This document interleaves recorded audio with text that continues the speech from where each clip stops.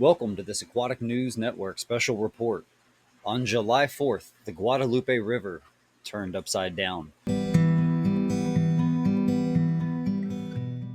In the darkness before dawn, the Guadalupe River inched above normal, then surged with monstrous force, 26 feet in 45 minutes.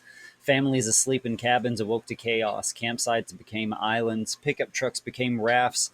And entire sections of Hunt, Ingram, and Kerrville were engulfed before sirens could finish sounding. The official death toll stands at 53, with 15 children and at least 43 fatalities in Kerr County alone. But that number is provisional, because the heartbreak is still unfolding. The beloved Camp Mystic, nestled along the river's curve, housed 750 girls that week. As of this morning, 27 remain missing, a number that has not changed in 72 hours, but officials have made clear that number only reflects officially enrolled campers. Here's what it doesn't include: parents visiting their daughters for 4th of July, siblings staying nearby, college age staff sleeping off site, and vacationers in short term rentals and RV parks, local tubing, fishing, or barbecuing by moonlight. City officials and emergency crews say they cannot yet estimate the true number of the missing because many who came to celebrate were never accounted for to begin with. Over 850 people have already been rescued, some spotted from helicopters waving shirts from trees, but the mission isn't over. Dive teams with sonar are clearing submerged cars and debris piles. Cadaver dogs are working up and down the mud-drenched banks. Amateur drone pilots having joined the effort with infrared flyovers. And volunteers are walking miles each day comparing faces to posters, whispering names into the forest. Some cabins were swept 5 miles downriver, others splintered into memories. Among the missing girls, many as young as 7 confirmed by their families: Eloise Peck, Wynn Naylor, Hadley Hanna, and Ramesh Mastrala, who bunked with 2 others, now missing, 1 confirmed deceased. These young ladies weren't statistics. They're softball players, journal keepers, bracelet braiders, sisters, nieces, and youthful life experiencers.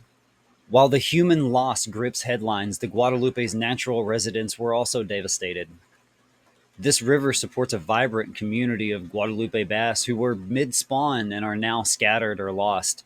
Texas river cooters with their nests wiped out off of eroded banks through an onslaught of debris, and endangered freshwater mussels now lie suffocated under feet of sediment. Riparian birds and amphibians, nests, eggs, food chains destroyed, removed from history. The flood arrived in the midst of breeding season, ensuring maximum ecological damage, biologists report. Mass fish deaths and stagnant, oxygen deprived waters, spawning grounds flattened and buried under storm debris, water quality threats from fuel tanks, septic fields, and eroded topsoil. Emergency response teams with Texas Parks and Wildlife are working now to collect data, stabilize banks, and even consider repopulation efforts for certain native species. Neighborhoods like Center Point, Ingram, and the back roads of Hunt are now marbled and silt. Driveways are packed with warped wood and broken picture frames, but so is something else: resilience. Texas responded the only way it knows how. Local ranchers came in using horses to bring meals to cut off homes. Teens in Bern and Fredericksburg collecting truckloads of diapers and water for those in need. And volunteer dive teams from Arkansas and Oklahoma are joining the search. Churches, VFW halls, and even wineries and breweries are being repurposed into relief centers. So, what may come of the river's future, and what has this taught us?